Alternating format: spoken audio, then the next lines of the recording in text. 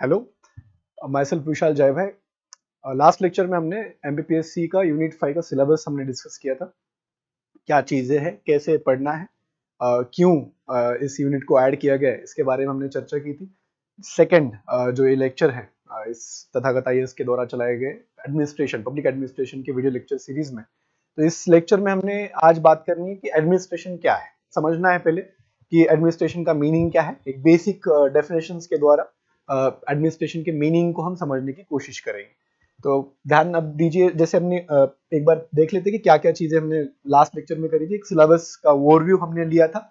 जो पहला सब यूनिट है एडमिनिस्ट्रेशन एंड मैनेजमेंट, डिटेल में आपको बताया था कि हमने क्या क्या चीजें हमने देखनी है, क्या क्या चीजों की हमने चर्चा करनी है, कैसे पढ़ना है, इसके बारे में चर्चा प्रीवियस लेक्चर में की हुई। अगर आपने देखा नहीं होगा वीडियो तो आप जरूर पहले देखिएगा, उसके बाद इस लेक्चर को आप देखिएगा।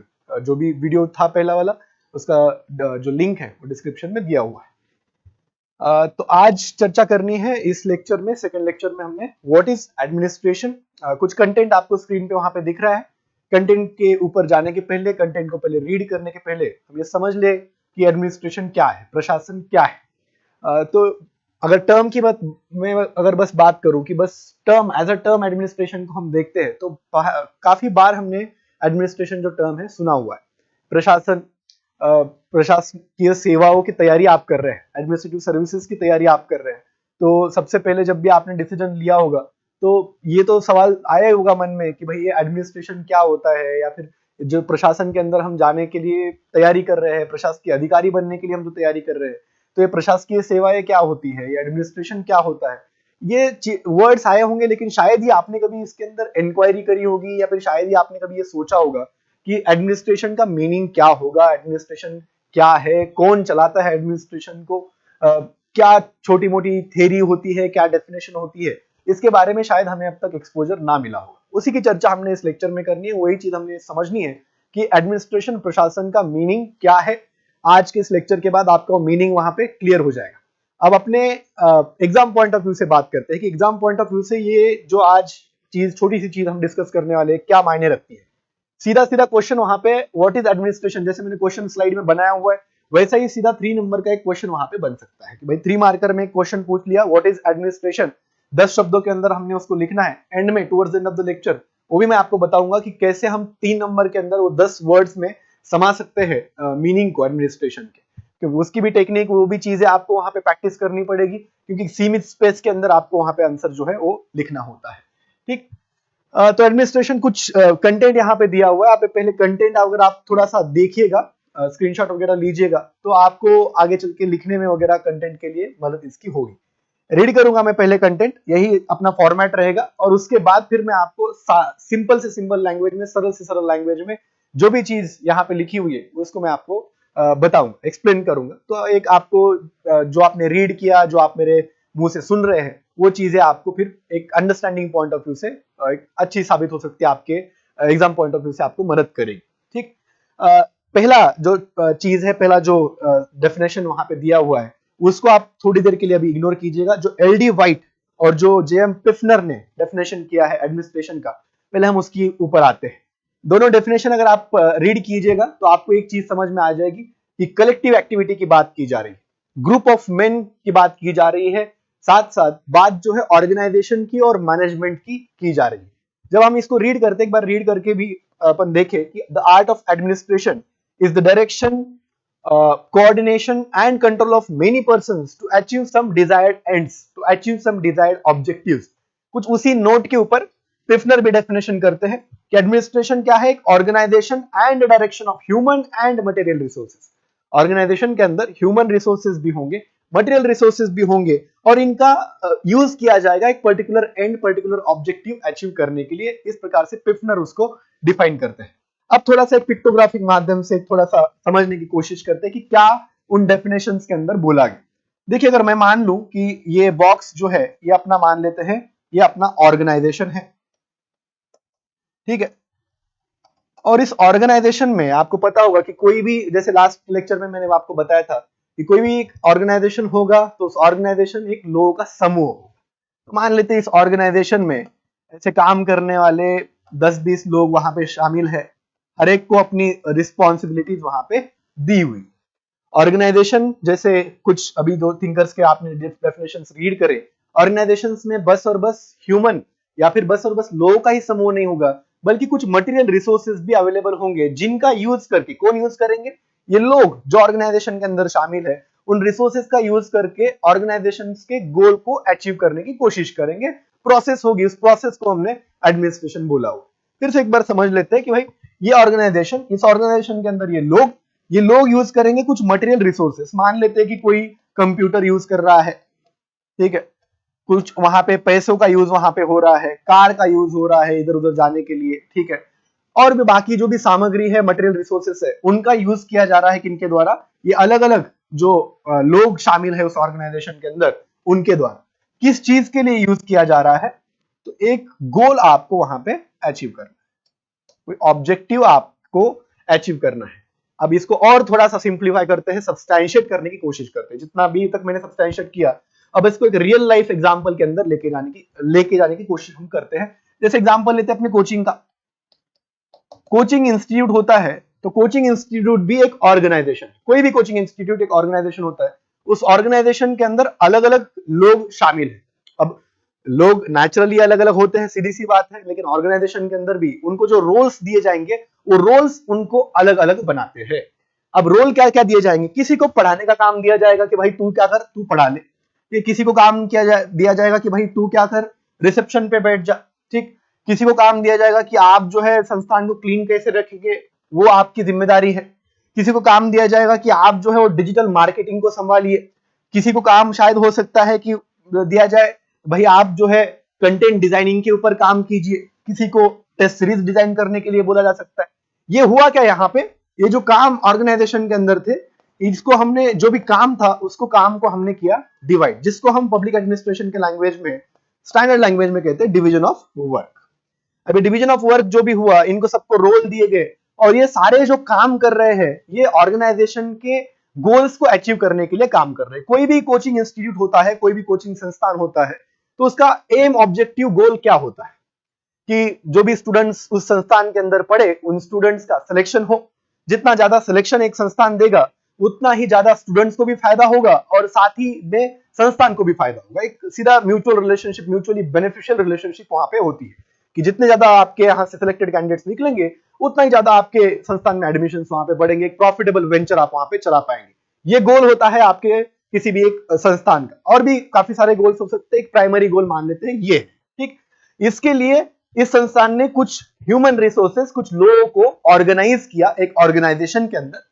उन ऑर्गेनाइज लोगों को एक डायरेक्शन दिया कि भाई आपको ये काम हम दे रहे हैं, और साथ ही में आप कुछ मटेरियल रिसोर्सेस उसके लिए वहां पे यूज कर सकते हैं। वो मटेरियल रिसोर्सेस का यूज किया ये ह्यूमन रिसोर्सेस ने, किस चीज के लिए, गोल को अचीव करने के लिए। और इस प्रोसेस को कुछ थिंकर्स के द्वारा, जैसे कि अपने एल.डी. वाइट है, पिपनर है, और भी कई सारे थिंकर्स है, इनके द्वारा इस प्रोसेस को बोला गया एडमिनिस्ट्रेशन, प्रशासन, ठीक है। अब क्या है कि बहुत सिंपल टर्म्स में भी कुछ लोगों ने डेफिनेशन करी, ये बोला कि administration is a collective activity which involves a certain goal which is set by a higher administration or which is set by the higher ups in the hierarchy, ठीक है। ये कलेक्टिव एक्टिविटी है भैया। Collective activity किस लिए है, एक particular goal achieve करने के लिए ये कलेक्टिव एक्टिविटी की जा रही है। कलेक्टिव एक्टिविटी, कलेक्टिव जो भी एक समूह है, उसके अंदर कोऑर्डिनेशन रहेगा, उसके अंदर उसके ऊपर कंट्रोल रहेगा, उस समूह को एक डायरेक्शन भी वहां पे दी जाएगी। ये भी चीजें इसके अंदर शामिल है, ऐसा कहा एल.डी. वाइट ने।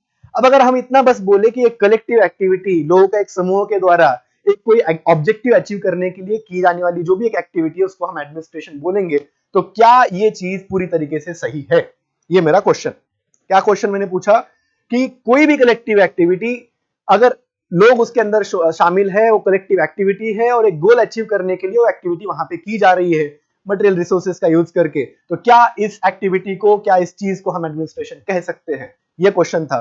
कुछ लोगों को लग रहा होगा कि हाँ जरूर कह सकते हैं, यही तो आप बोल रहे हैं कब से, ये तो आप बता रहे हैं, आपने डेफिनेशन के माध्यम से यही चीज बताई, आपने डायग्राम बना के भी वही चीज बताई, वही चीज मैंने जरूर बोली, लेकिन उसमें एक शब्द ऐड करना वहां पे जरूरी है। क्या, कलेक्टिव एक्टिविटी जो होगी या फिर ऑर्गेनाइजेशन होगा आपका, मटेरियल रिसोर्सेज का बोलो, ह्यूमन रिसोर्सेज का, वो organisation and management should be rational in nature. अगर वो रैशनल नहीं है तो फिर वो एडमिनिस्ट्रेशन के उस दायरे में शामिल नहीं होगा। अब थोड़ा सा मान लो किसी को समझ में नहीं आया हो तो इसको मैं और सिंप्लीफाई करता हूं। क्या मैंने बोला कि रैशनल आपका ऑर्गेनाइजेशन मैनेजमेंट होना चाहिए, रैशनल आपकी कलेक्टिव एक्टिविटी वहां पे होनी चाहिए। ऐसा ये रैशनल शब्द वहां पे डालने के पीछे क्या कारण था? तो पहले हमने ये समझा कि कलेक्टिव एक्टिविटी है, लोग साथ में आ रहे हैं, कोई काम कर रहे हैं, कोई ऑब्जेक्टिव अचीव कर रहे हैं, तो उसको हम एडमिनिस्ट्रेशन बोल दे रहे हैं। अब जस्ट फॉर अ सेकंड एक दूसरा एग्जांपल हम अगर इमेजिन करते हैं, यहाँ पे आपने मनी हाइस्ट सीरीज देखी होगी, नहीं भी देखी होगी तो भी मान लो बैंक रॉबरी की कोई ना कोई न्यूज आपने जरूर सुनी होगी, या फिर कोई भी चोरी की न्यूज आप रोज वहां पे सुनते रहते होंगे, या फिर शायद आप हो सकता है कोई चोरी के शिकार रहे हो। ठीक, अगर नहीं भी रहे हो, मान लेते हैं एग्जाम्पल वहां पे इमेजिन कीजिए कि मान लो मैं एक चोरों के समूह का लीडर और मेरे साथ 5-6 लोगों को मैं लेता हूं और हम प्लान बनाते हैं, ऑब्जेक्टिव रखते हैं कि कोई बैंक वहां पे हमने लूटनी है। हमारा कलेक्टिव जो गोल है, ऑब्जेक्टिव है वहां पे क्या है? बैंक लूटना। As a leader of the group I direct the persons involve कि भाई तू गाड़ी का जुगाड़ कर देना, तू जो है हथियार का जुगाड़ कर देना, तू जो है देख लेना एक को कि भाई कैमरा कहां पे किस पोजीशन पे है, कैसे उनको हैक करना है। ये सारी तैयारी तामझाम करके जो है हमने गोल रख दिया बैंक को लूटने का, और 5-6 लोग उसके अंदर, उस समूह के अंदर शामिल है। अब ये भी एक कलेक्टिव एक्टिविटी है, गोल यहाँ पे बैंक को लूटने का है। तो क्या ऐसे कलेक्टिव एक्टिविटी से द्वारा जो गोल, आप गोल तक पहुंच रहे, ऑब्जेक्टिव तक पहुंच रहे हैं, क्या इस एक्टिविटी को आप एडमिनिस्ट्रेशन कहेंगे? तो नहीं, और ये नहीं कहेंगे, इसीलिए शब्द हमने क्या ऐड करना जरूरी है?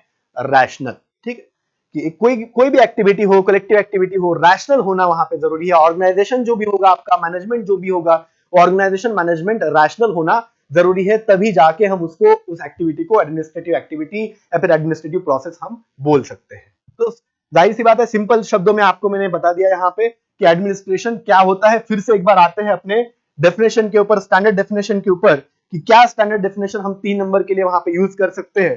तो जब कलेक्टिव एक्टिविटी की मैं बात कर रहा था, जो रैशनल शब्द की बात कर रहा था, तो यहाँ पे आपको रैशनल शब्द वहां पे दिख जाएगा कि administration is only that collective activity which involves rational organization of rational organization and management of men and material resources। जो भी लोगों का समूह है, मटेरियल रिसोर्सेस है, आपके पास पैसे है, कार है, गाड़ी है, जो भी है, उसका जो भी आप एक यूज करेंगे ऑर्गेनाइजेशन गोल अचीव करने के लिए, वो यूज हो, वो रैशनल वहां पे होना जरूरी है। तब जाके उस एक्टिविटी को हम एडमिनिस्ट्रेटिव एक्टिविटी, एडमिनिस्ट्रेटिव प्रोसेस वहां पे कह सकते हैं। एलडी वाइट की और पिफनर की भी डेफिनेशन हमने देखी, आपने पढ़ी, और उसको मैंने एक्सप्लेन किया एक सिंपल लैंग्वेज में, जो अपना अभी पिक्टोग्राफिक रिप्रेजेंटेशन मैंने आपको वहां पे दिखाया, एक डायग्रामेटिक रिप्रेजेंटेशन, जो भी वर्ड्स यहाँ पे लिखे हुए उसका दिखाया। अगर मान लो अपने को इसको 3 नंबर में लिखना है, तो अपन किस चीज को यूज करें? अब ये क्वेश्चन वहां पे आता है। अगर आप सीधा सीधा जेएम पिफनर के डेफिनेशन को वहां पे यूज कर सकते हैं। बस एक काम कीजिए, जब भी आप ये डेफिनेशन यूज करेंगे, उस रैशनल शब्द को वहां पे कहीं पे एडजस्ट करने की कोशिश आप जरूर कीजिएगा, कि रैशनल शब्द वहां पे कहीं मिस ना हो।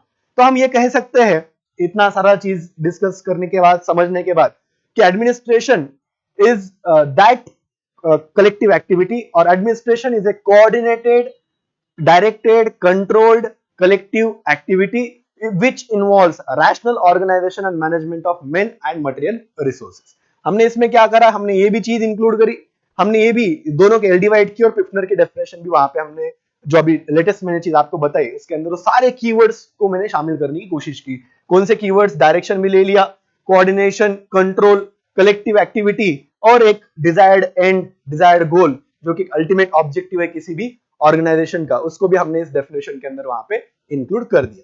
तो इस what is administration, I hope कि आपको ये व्हाट इज एडमिनिस्ट्रेशन, एडमिनिस्ट्रेशन क्या है, ये समझ में आया होगा। एट द एंड अपन उसको एक बार फिर से मैं आपको रिपीट करता हूं आपके लिए, कि आप कैसा उसको लिखोगे।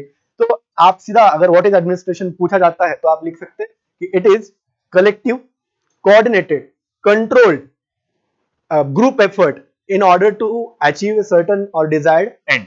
इस प्रकार से भी अपन वहां पे डिफाइन कर सकते हैं, लिख सकते हैं। रैशनल अपन ने क्योंकि ऑर्गेनाइजेशनल मैनेजमेंट शब्द यूज किया नहीं, तो रैशनल शब्द वहां पे मिस हो गया। लेकिन अगर आपको ऑर्गेनाइजेशनल मैनेजमेंट यूज करना है, तो आप जरूर रैशनल शब्दों को भी अपने डेफिनेशन के अंदर इंक्लूड कर सकते हैं। जितने ज्यादा कीवर्ड्स आप अपने डेफिनेशन में लाएंगे, अपने लिखान में लाएंगे, उतना ही ज्यादा मार्क्स अपने को वहां पे मिलने का चांस बढ़ जाता है। ठीक है, थैंक यू।